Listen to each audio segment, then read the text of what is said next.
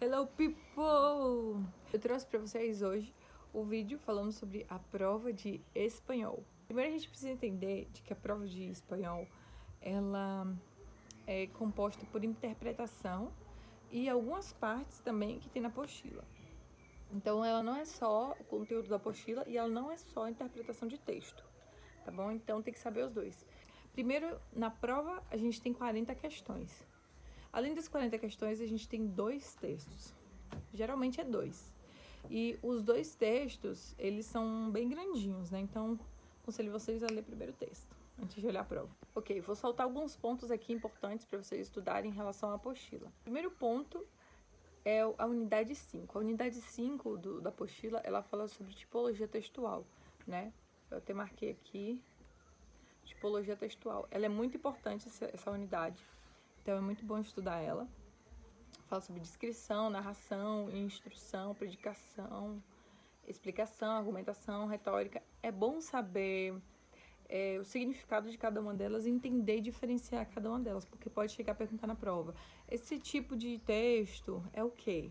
Qual desses tipos aqui vai ser o texto? Aí você vai ter que marcar uma dessas. Então, para saber, você precisa entender e diferenciar cada uma delas, né?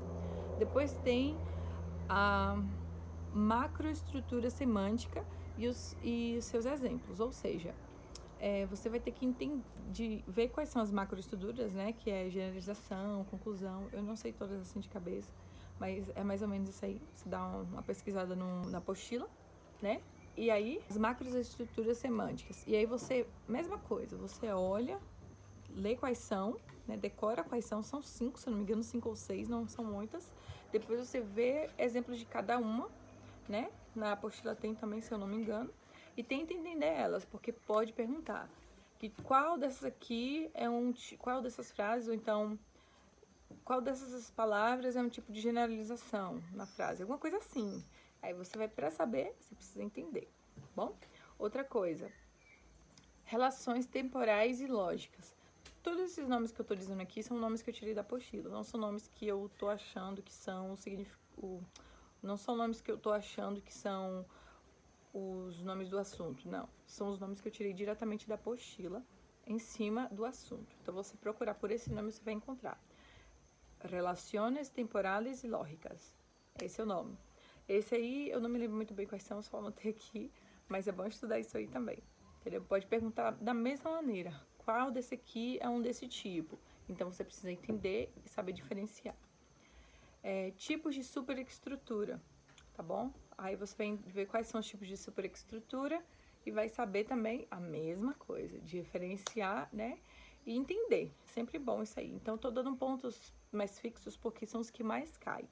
Pode ser que apareça uma outra coisa, que eu não tô muito a par, porque eles sempre atualizam, mas essas são as claves, né? As chaves, de que eles sempre repetem, né? Costumam repetir e dar muita ênfase nessas partes. Então, é muito bom estudar sobre isso, né?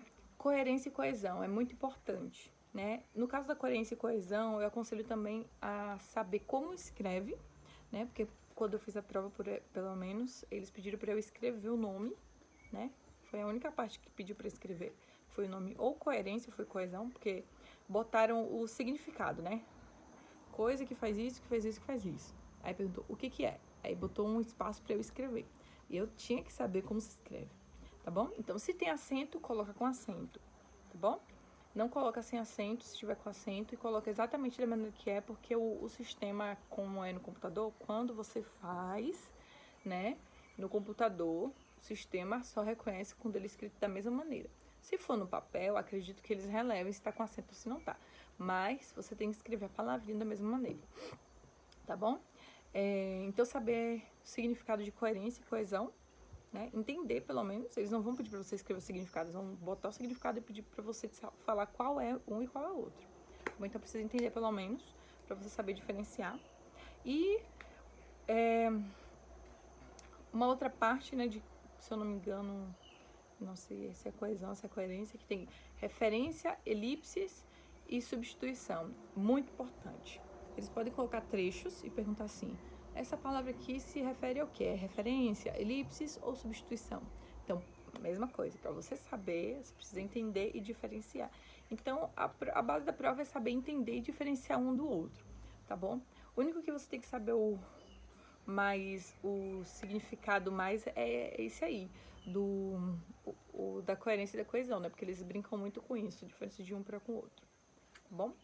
Tem outro também que é o paratexto, é outra parte do capítulo, do livro, né? Não sei qual capítulo que é, outra parte do livro que tem uma unidade que tem um capítulo chamado paratexto, muito bom estudar ela também, né? Entender e reconhecer todas as diferenças que tem ali, né?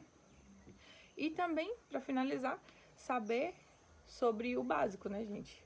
Verbo, substantivo, adjetivo, advérbio e outros, né? Saber diferenciar cada um deles, porque pode perguntar, isso aqui, essa palavra aqui é o quê? É um adjetivo, é um advérbio, é um verbo?